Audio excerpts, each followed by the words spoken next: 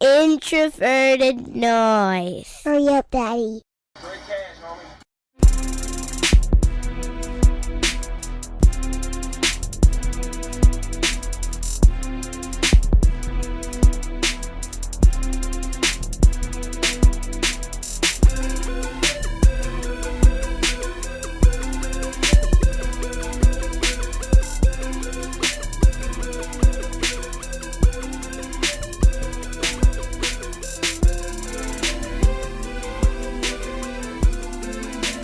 All right. We are back. Welcome to another episode of the Pocket Protectors podcast. I am your host, Jason Brown. You can find me on Twitter at BrownJason. And I'm here with everybody in, I guess, different locations. We got, our man, Dr. Eric, getting settled in on the Eastern Standard Time. And Luke making his way slowly closer to Eric and myself. Repping from the Heartlands. Doctor, how are you? How you doing? What's going on? How are things? Things are good, man. Tomorrow we get to watch at least like preseason football, so that's pretty exciting. The next great quarterback in the NFL, Lamar Jackson, will be on display, so can't complain much, man. That's very exciting. And apparently Flacco's having his best camp ever. It's very exciting stuff. He's having a medium camp. He's on his way back of his life. Almost elite status for Joe Flacco because, why don't they just trade him? Anyway, I'll get derailed on that one. Just get rid of Joe Flacco. Somebody will give him something for Joe Flacco. He won a Super Bowl. The Dolphins will probably give him a first round pick or something. No, John Gruden loves Derek Carr. He loves him. Have you seen that QB camp episode? He loves Derek Carr. But Luke, man, how you doing? You're all over my timeline, giving me play-by-play coverage of what's going on. What is it? TCO Performing Arts Center or wherever? The Performing Arts School at CTE University. TCO Performance Center.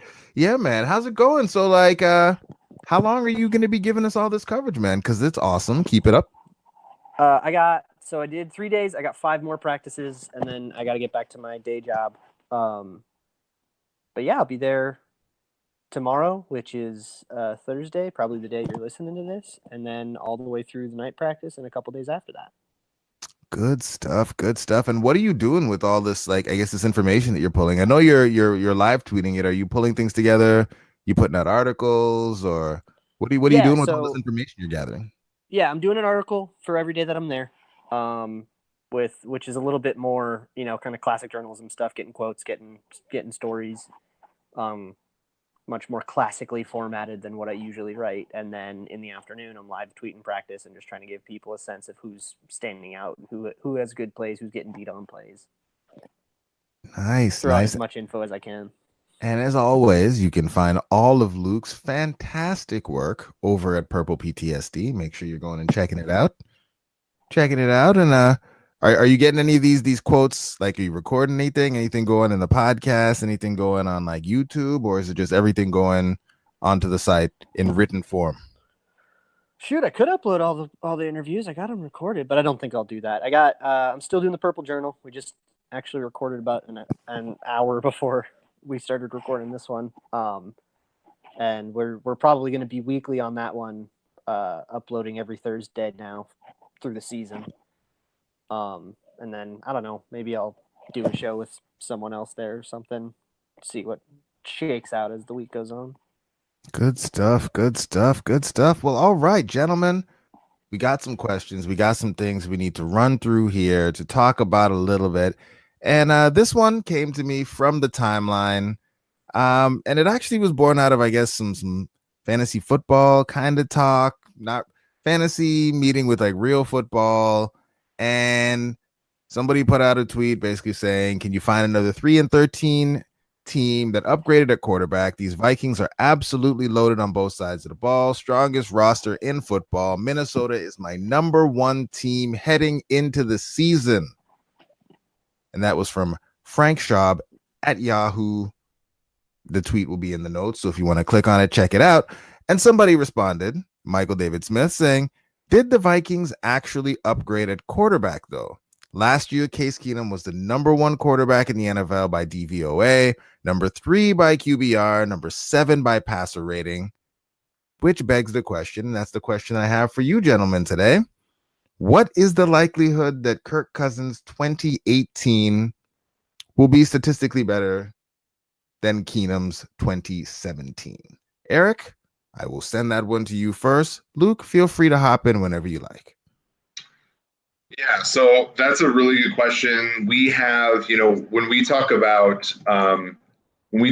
things like WAR, what we're doing is like taking like when Keenum throws a pass into coverage and contested and Diggs snags it from the defensive back, DVOA, QBR, traditional passing stats are going to take something like that, and they're going to give the full allotment to, or the compensatory allotment to the quarterback on a similar throw, right? And whereas we are sort of taking that and contextualizing it. So among quarterbacks who played, fairly well last year, Case Keenum was not like, in terms of WAR, that highly regarded. He has a 2.7 or something like that, which is pretty good. I think especially from somebody who, if we're going to talk about training camp and overreacting, people said was losing the backup job to Taylor Heineke at this time last year. So like, that's pretty good. We had Cousins last year at about a 0.9 WAR, which again, like, a lot of things around him were sort of difficult with offensive line, receivers leaving, receivers getting hurt, running backs getting hurt. In 2016, we had Cousins more like about a 3.5 win guy. And in 2015, we had about a 2.5 win guy. So if you're just looking at that empirically, Case Keenum at sort of his peak, we think Cousins probably, of his 3 years as a starter, eclipsed that once. So, I think that the issue is when we look at there are 13-3 Minnesota Vikings. We look at Case Keenum versus Kirk Cousins. I don't think it's that difficult to make the argument that Cousins is better than Keenum's median or mean. But what the Vikings fans have to remember is that they didn't get Keenum's mean last year. They got like his upper bound. And the question then is Cousins average the same as Keenum's upper bound? I think that's a little less. I would say I'd put it probably at, anywhere from 25 to 40% that he can eclipse that. And so, obviously the Vikings got better in other situations. They got better at 3 technique. They got better, I think, sort of like team stability and sort of drafting Hughes in the first round. They're going to struggle on the offensive line. I think we're seeing that in camp and everything. But so I think the Vikings as a whole might have gotten better in the offseason, but there's a lot that they have to go against when they compare themselves to the 13-3 2017 team, namely that their quarterback played his career year. Yeah, and I think that conversation, because it kind of was born out of like a fantasy world, is about volume stats. And you look at Case Keenum's like volume stats and say, okay, will Cousins get over 3,800? And everybody goes, oh, well, he got 4,000 yard season. So yeah, obviously. But I don't think we want that, because a 4,000 yard season for Cousins probably means that we're playing from behind a lot, and that's bad. And then I think, yeah, it's just important for Vikings fans to realize that there's not a very high chance that Case Keenum does this year what he did last year. And no matter how you measure it, he just probably won't be as good. That was definitely an anomaly for him, and all of our other priors tell us that that's not going to be the new normal. So, and the Vikings agree with that take. They bet on that by not offering Keenum a contract and letting him go to Denver. So in terms of the options available, if you were just choosing between Keenum and Cousins, I think all the priors of both of those quarterbacks tell you that Cousins is probably easily the choice. But yeah, Keenum's 2017 was awesome. And it's also hard to, I think we have this whole like expectation that the team has to improve over whatever they did last year. But there's not a lot of room to grow past 13-3. Like, you're pretty much just asking to get lucky a bunch, and that's not really a productive way to set expectations going into the season. Well, and the other thing is that regular season record is not necessarily indicative of postseason success. So the classic example, we've seen examples of this all over the place. The 2007 New York Giants were, I think not 10-6 maybe, and then in 2008 they were 13-3, and then they don't make win the Super Bowl. The Green Bay Packers in 2010 were 10-6, snuck into the playoffs, won the Super Bowl. In 2011 they were 15-1, got bounced. I think the Giants in 2011 were 9-7. In 2012 they were 10-6 and didn't even make the playoffs. So like, even if the Vikings don't finish 13-3, they might finish something like 10-6, 11-5. They still might be in contention. I think one of the things that, and we were talking about this at the office today, and I think it's a great discussion. There are going to be situations, I can think of two of them, and both in the AFC South, where things might improve, but the outcomes might not. So, for example, I think the Tennessee Titans will improve as a team this year because of, they have a better coaching staff, in my opinion. I think Mariota will play better, and I think that they'll just be more efficient. But they were 9-7 last year on the back of a lot of luck. They got to play, pun intended. They got to play the Colts without luck twice. They got to play Jacksonville one game when they were tanking basically at the end of the year. And so they're a team that's 9-7 on paper, but I think last season we were much more like a 6-10, 7-9 team. So if they improve to 8-8, on paper, that's still not going to look better, but I think as a process, that's fine. And the other one is Deshaun Watson. I think Deshaun Watson, I think his stats were terrific last year, but there's a lot of things that were dependent upon other people. There are a lot of things that I think were sort of schemed into his situation as a rookie quarterback. And so I think he'll improve this year, but I think his outcomes probably won't, just because that's such a high variance to achieve. And I think that the Vikings fans have to consider that. You might be overall, your team might be better off and might have a better outlook for the future. And you still might see the team only go 10-6 or 11-5. And that's okay, right? Your schedule's tougher. You're breaking in a new quarterback. There are a lot of growing pains there. There are a lot of things in the process that I think are good and could, make the team better, but you might just not see 13-3, and that's fine. Yeah, and so and you bring up a good point there, because I know that we get, obviously, the game's about wins and losses, and that's the thing that fans are generally going to be really fixated on. Is this is where we were last year, this is where we are this year, and just really looking at that as kind of the indication of whether we were better or worse. I guess from your perspectives, what might be some other things that fans should be looking at outside of just wins and losses to really determine if the team is better, next year than they were last year? I think there's a lot of good tools out there like PFF ELO that can kind of give you a better sense of how good teams are in the aggregate. And I think also just looking at certain situations, just looking at the overall win-loss record boils away a lot of strength of competition stuff, and looking how they did in those situations. I think just the chances you're giving them, if the Vikings do get to the playoffs, how are they looking going into the playoffs? Where I remember, the 2015 Vikings were 11-5, and you'd think most 11-5 teams have a pretty good chance, but we went into those playoffs going, Carolina and Arizona, those teams are probably going to be the teams, and we'll get, if we get by Seattle, we'll probably lose to them. And then we didn't get by Seattle, but that probably wouldn't have mattered because Carolina and Arizona were, were on fire. So, I think the difference between that, the difference between the 2015 Vikings and the 2017 Vikings was probably more than 2 wins. And, going into the playoffs, you could have a 10-6 team that has a better chance because they're just better, but maybe they were in a tough division, or maybe someone was hurt and they lost a couple games because of it. Just applying that context and creating an evaluation with better tools can give you a much better sense of who is actually a good team, and therefore who has better odds to win these playoff games. Yeah, I would say that anything that comes down to process versus results, whether it's something simple like a Massey ranking, which literally just takes who you played against and how the scores of the game went out, or something that uses Pro Football Focus grades. I know Football Outsider says DVOA. I think that 2015 Seahawks team was something like first in DVOA or something. So, that didn't end up being very predictive, but, anything like that, I think gets you in the ballpark. I know strength of schedule is huge, and we sort of look at that when we do anything.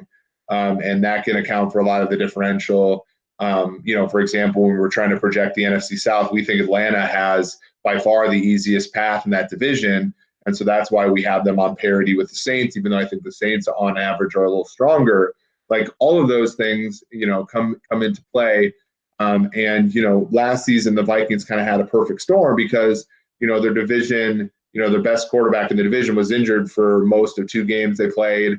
They lost 1 game to the Lions, but the Bears were a little weaker, building in a rookie quarterback and having kind of a fossil as a coach. And then the AFC North was not strong at all. And so they got 3 sort of gimmies in that division.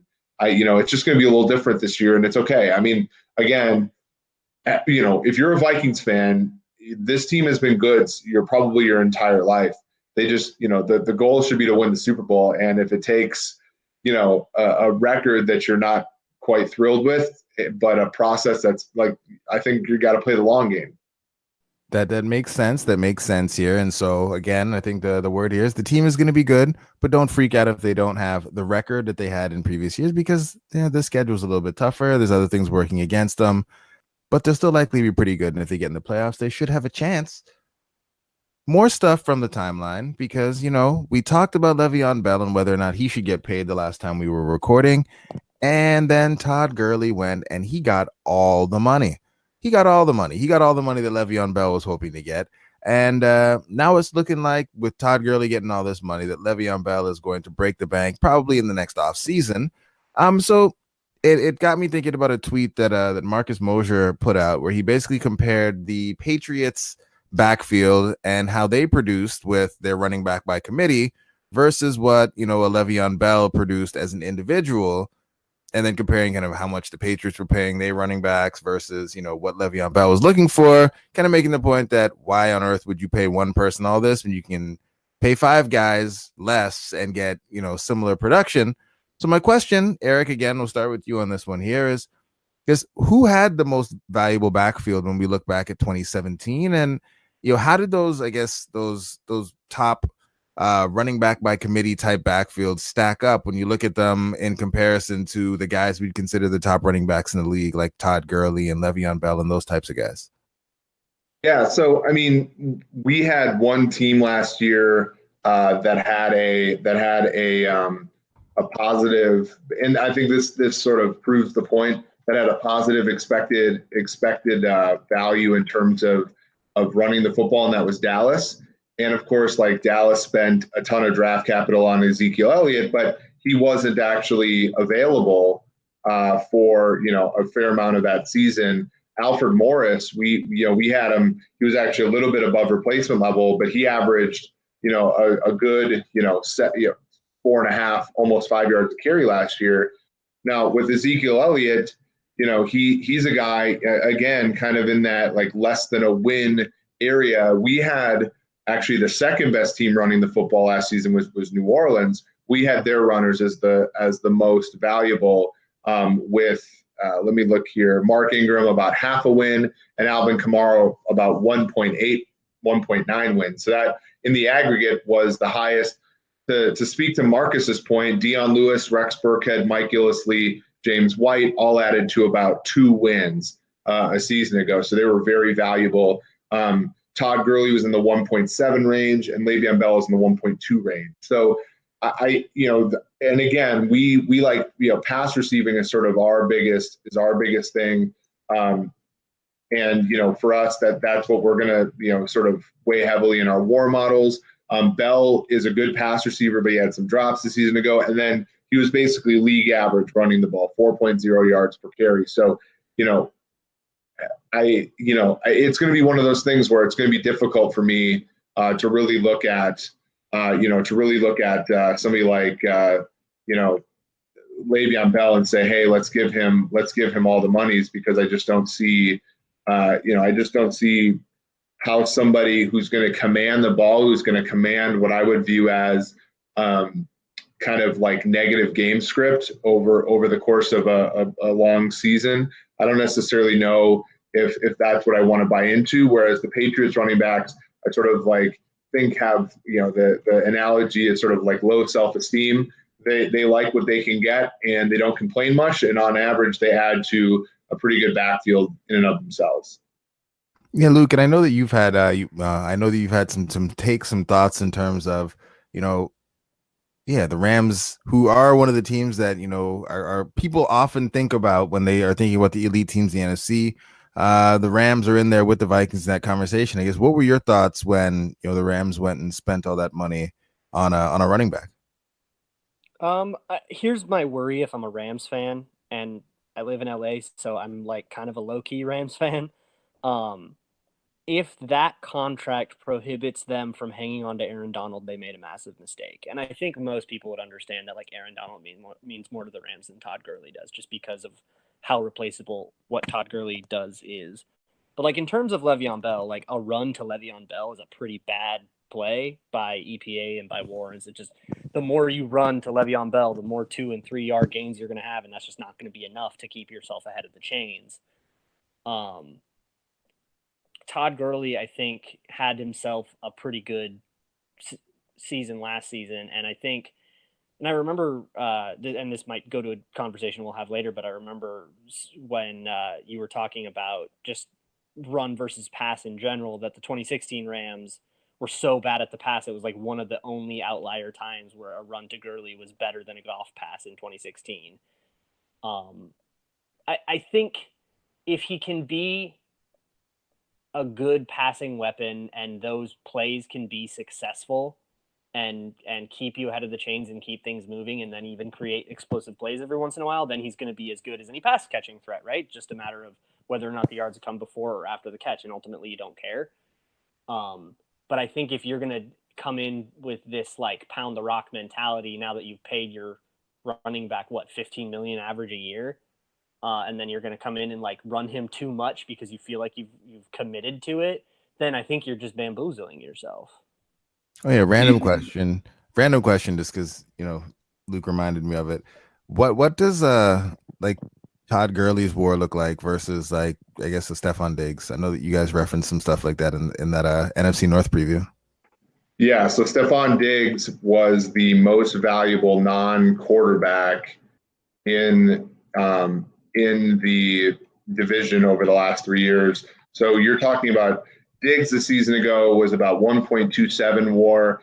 In 2016, he was 0.99. In 2015, let me pull this up, a little bit less than that. But in the aggregate, you're talking about pretty consistent play, whereas Gurley is in the 1.7s, and then in 2016, he's in the 0.2, and then I believe his rookie year, 2015, he's about a half, right? So running back sort of bouncing up and down. Gurley, of course, became valuable when he started taking those screen passes.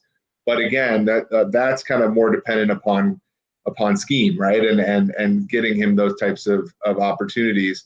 And that's why I think, again, somebody like Diggs is going to be more valuable on the aggregate than Gurley, because if offensive line play doesn't pan out, I think Gurley had something like 87 yards before contact in 2016, right? So what that's the guy's supposed to do. But then when things open up for him, that's great. Just like I'd said with Cousins before, if I'm going to pay somebody top market rate, I'm going to need that player to be impervious to quite a bit. And, quarterbacks are more able to be impervious. We've seen somebody like Diggs has played well with Bridgewater. He's played well with Sean Hill that one start. He's played well with Bradford. He's played well with Keenum. Like, that player is a player I want to buy into.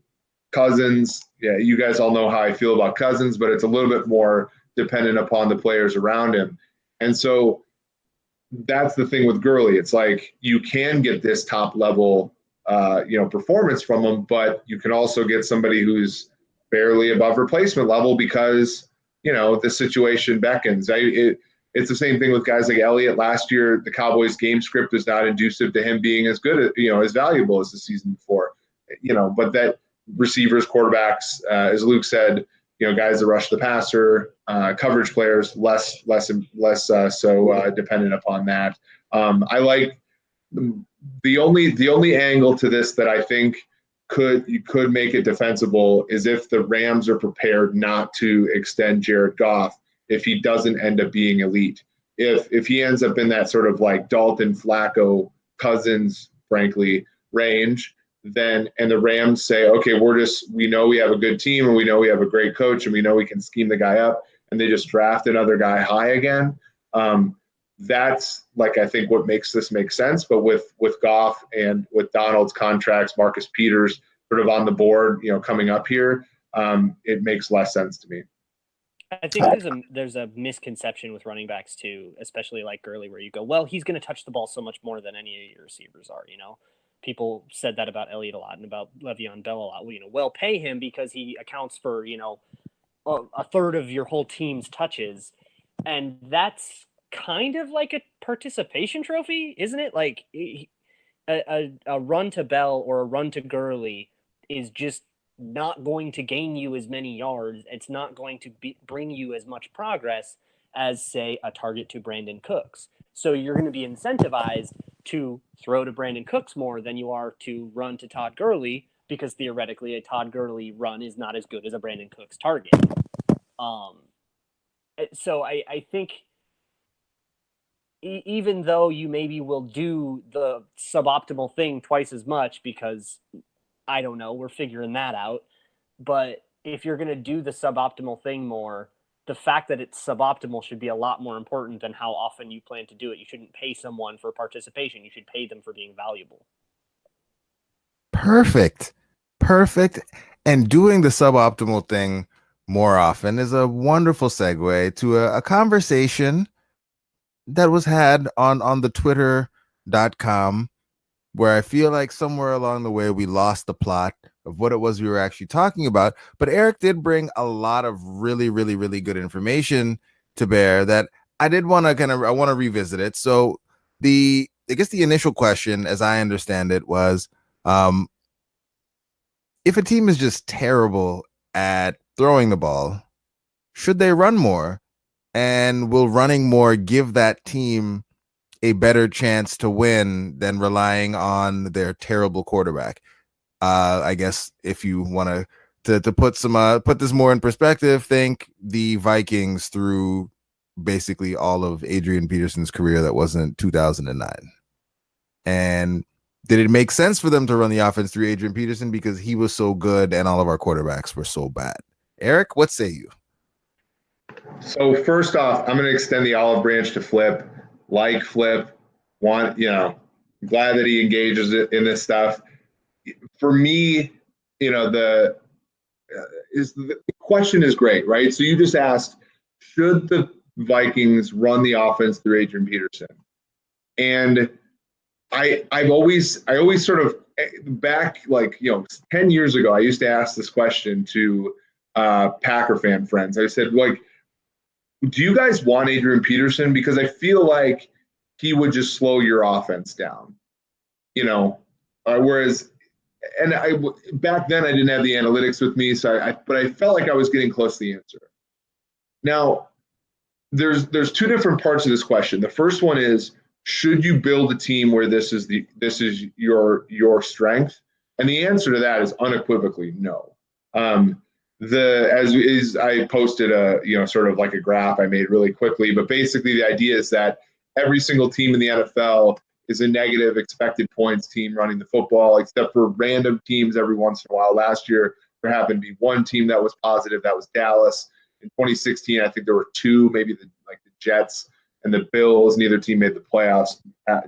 Dallas didn't make the playoffs last year. I think it's the Jets. I'll have to go back and look. But it's not. So running the football is never a positive thing, except for very rare circumstances. Whereas, half the league on a given year, oftentimes 2/3 of the league, is generating positive expected points every time they drop back the pass on average. So, you should never build your team that way.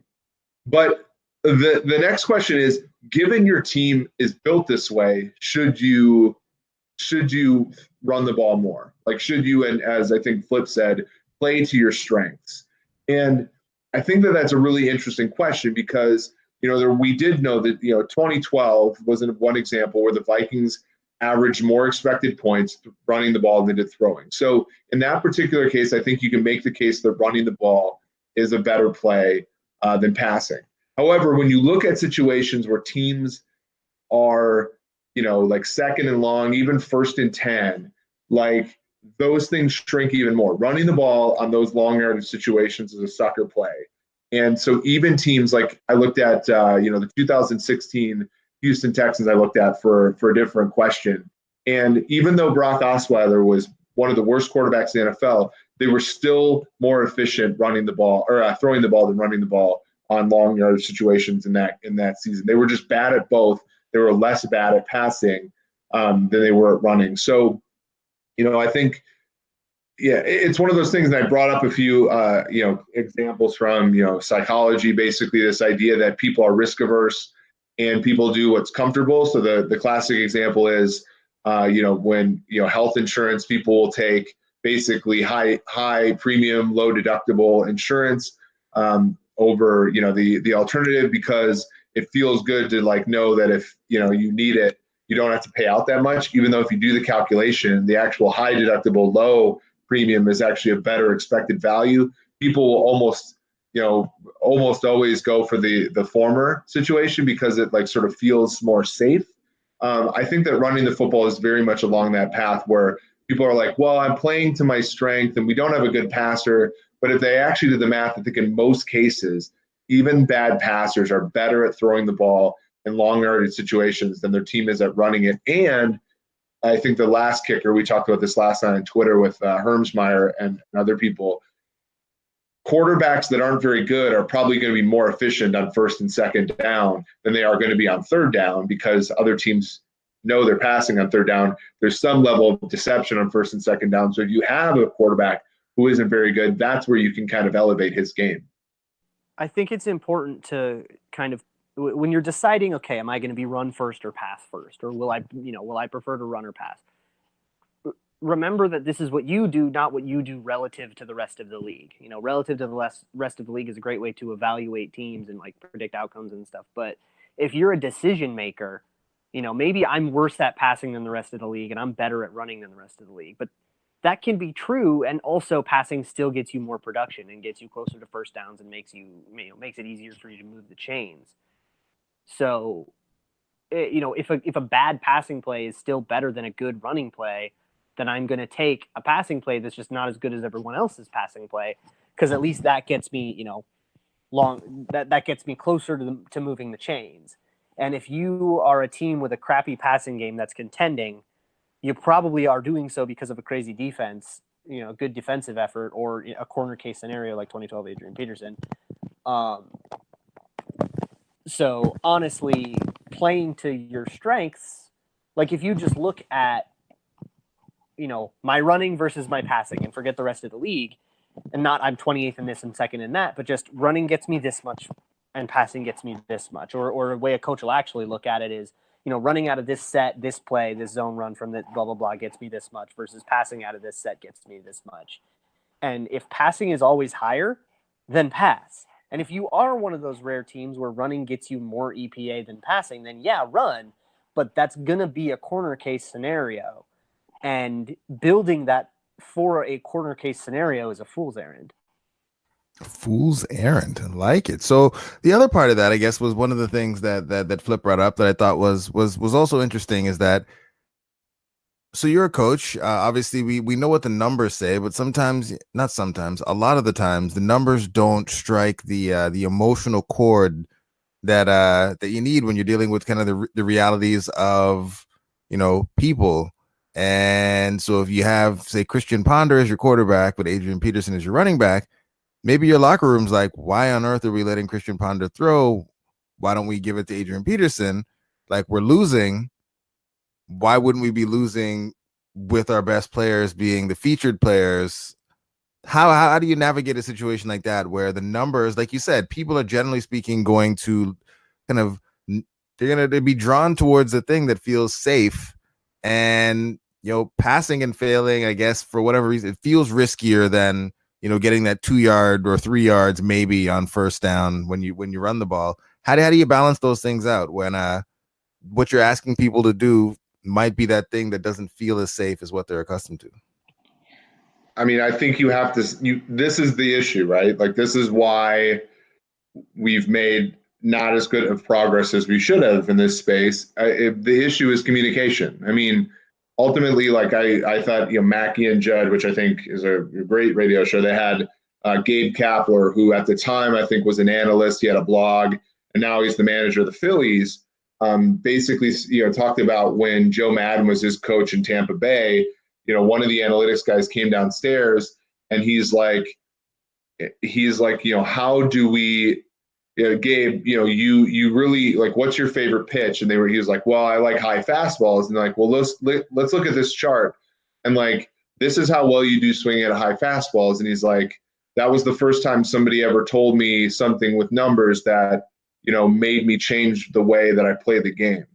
And I think like, whether it's, and again, we, at PFF, we talk to coaches and players, and we talk to, former coaches, former players.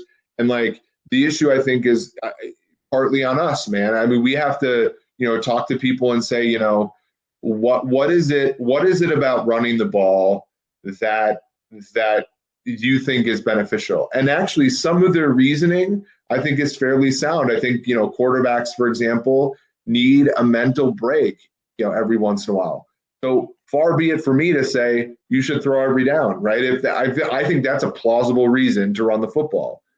So then if you're trying to be analytically sound, then have the guy run the ball when it's advantageous, or at least closer to advantageous, right? So you can't get a positive expected value all the time in life, but you can mitigate your issues, right? So run the ball in short yardage, second and 3, second and 2, third and 1.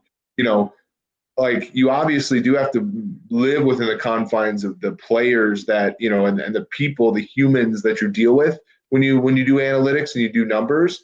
But you can do a good job of bridging the gap by, I think, communication, and then also just sticking to the principles. Like, how the players feel does not negate the math, but you can sort of make the two, I think, work out in a better way. Yeah, I like that. So on the communication front, because I know this is obviously something that you deal with, you battle with on a fairly consistent basis from a PFF perspective. What are some of the things you think we can do, just maybe this podcast, or just generally speaking, as folks who lean on the analytics side of things, to get people maybe thinking about things differently, or thinking about things in a way that aligns with what the numbers say is a more optimal way of doing things, Luke? Yeah, I think, for one, putting it in context of the way that like coaches and decision makers think about it, and then just making things accessible. I think sometimes that, stats guys will post these like super complex looking charts from scientific papers that are really informative and really right and really well thought out and researched, but they're like Greek to the average football viewer, and you're never going to get any progress made if you're not going to try to appeal to your audience. But also, I think sometimes we like oversimplify things into just running period versus passing period. And no coach looks at it that way. They look at their concepts and, which run plays are we going to call out of which sets. And this is something that Doug Peterson is really good at, is, taking one look and running a play, and then taking another look and then running a play out of that, or folding both of those plays into a run pass option and having the quarterback decide which to do post snap. So, putting it into the context that like is real life applicable, I think gives you a much better chance of getting it, of being heard. I think what Josh Hirschmeyer is doing right now with his whole Men in Box study is amazing, because, ultimately there's situations where you just shouldn't run, right? You shouldn't run on 2nd and 10, because a 4-yard gain, which is most coaches would consider a good run play, isn't enough, right? 3rd and 6 isn't a very good situation. You want to shoot a little higher than that. And running the ball against 9 men in the box is obviously stupid. They have an extra guy. Coaches understand, hey, don't run when there's going to be an unblocked guy ready to blow up your run play. Do they? Say what? Do they? I feel like our coaches don't always know that. Matt Asiata says our coaches don't know that. Yeah, maybe not the Tennessee Titans. But, if you go to a coach and you say, hey, they have an unblocked guy, maybe don't run into that. That's going to be a much easier sell than, well, on 2nd down situations, the average distribution of ball, it's just not accessible information, even though it's as thorough. So I think changing the way we package it and market it can, bring a new era of growth into the analytics world in football. Some Yeah, and graphics. I think the barrier here is that oftentimes folks, when they do when they do mathematical work or scientific work, one of the issues is that in the scientific community, you have to show that what you're doing has depth and is difficult. And yet at the same time, like, it's not going to have any applicability if it's not translatable. And so, like, we just simply don't train quantitative people very well at communication, because we train them to try to, like, do the most impressive, most difficult work in that space. So that's what I think where the difficulties are. All right. What you're saying is we need to get some graphic designers in there with the numbers people, so we can get some stuff out there for the folks that they'll be able to see and love and understand. And I guess it seems like you guys are on the right track. And this last piece here, sorry listeners, it's gonna be a bit blatant, but Eric and his folks, they do really, really, really great work. I'm a big fan. Luke is a big fan. You should all also be big fans. But Eric, he's been doing even more great work, digging in even deeper, going into the realm of college analytics, doing some new stuff there. And then PFF has launched Premium Stats 2.0. And so to kind of bring things home here, just wanted Eric to talk a little bit about what's going to be going on as, college football is right around the corner, to get an understanding of what PFF is going to be doing in the college space, utilizing Dr. Eager's big brains here, and then what they're going to be doing with these Premium Stats 2.0 that we should all be really excited about. So Eric, the infomercial is all yours. Yeah, so what's really cool is that last year we had, I think, a good amount of success building metrics and things like that for NFL.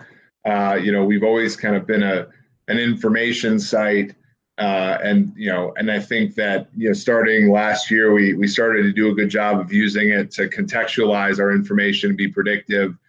So this off season, I was training, basically a part timer for us in building a college version of PFF Elo, and then and there will be weekly sort of a spread pick column using that model plus a few other things. So somewhat self-serving. I think I wanted to dig into our college data now that we're starting our 5th year of collecting college data. But I also wanted to give some.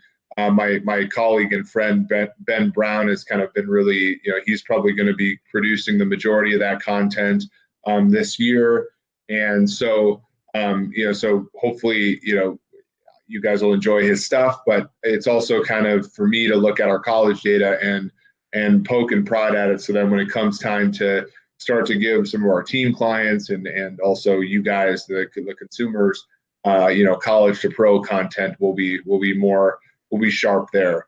And as far as Premium Stats 2.0, I think that there's a lot of cool context there. You can look at multiple seasons, look at how guys grade over seasonal chunks. I think that the interface is much easier to work with. And like I said, Premium Stats were our main product at first. We took them away for a while, and now they're back. So hopefully you guys will like that, and sort of see some of the information that we're able to give to teams and give to you guys, and sort of look at kind of find your own little nooks and crannies in our data. Very excited.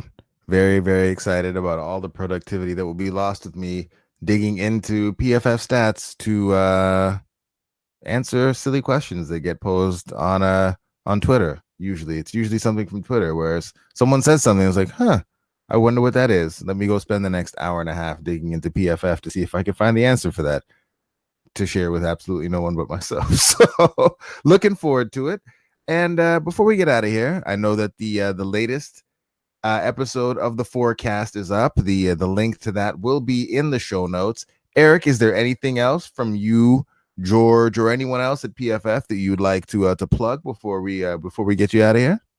So, one of the things that I don't think people know is that George Shahuri, my colleague, this season will be his first, I think, as part of the production of Sunday Night Football. So starting tomorrow. So I'm, just ecstatic to see, his growth and that kind of thing. And I think that the PFF stuff, whether that be like win probability stuff or our stats, will be a much bigger part of that product. So, that's, I think, next level stuff. And it's just been a joy to work with George. So that's I'm proud to see that. We have obviously the PFF forecast is, we talk about the AFC West, where my other favorite team resides. So that was cool this week. And then, tomorrow we'll be talking about some division projections on the YouTube. So myself and Steve Palazzolo will be doing that. So exciting times. Looking forward to the game tomorrow and being able to produce, like you said, the college content coming up soon. Awesome. And Luke, I know we talked about it a little bit, but what do you have coming up? And obviously we can find it at Purple PTSD, but of all the things you produced of late, what is your absolute favorite, the one that we should read first? The one that I would love for people to read is one that I posted yesterday on Purple PTSD titled What It's Like to Be Undrafted. I talked to a bunch of the undrafted rookies in camp and just got kind of a sense of their experience. Most of these guys are coming off the craziest year of their lives. And traveling around the country and just the stresses you just can't imagine. So go check that out. But I think the one that everybody's going to want to read is about Stefon Diggs being a locker room leader and just the impact that he has on the culture of the Vikings, which I think, we're all very familiar with the impact he has on the field, but his impact off of it on the team is also worth thinking about. And I'm going to keep writing. I'm going to put something up just about every day that I'm in town. And then we'll be podcasting all the way through the season. This is very confusing, though. All these quotes that are coming out about Stefon Diggs, gym rat, leader. Wide receiver one. Very strange stuff. I don't understand it at all. I'm not sure if they've ever seen Stefon Diggs. These things they're all wrong. All very, very wrong. But anywho, gentlemen, as always, it is a pleasure. Thanks you for coming on and helping me get smarter about the foosball. And listeners, I hope you enjoyed the episode. If you have any feedback for us, obviously, hit us up on Twitter. Let us know. And that's all we got for tonight. As always, my name is Jason Brown. I am your host. Find me on Twitter at BrownJason, joined by the good doctor and Luke reporting from training camp. And we will talk to you soon. Have a good one.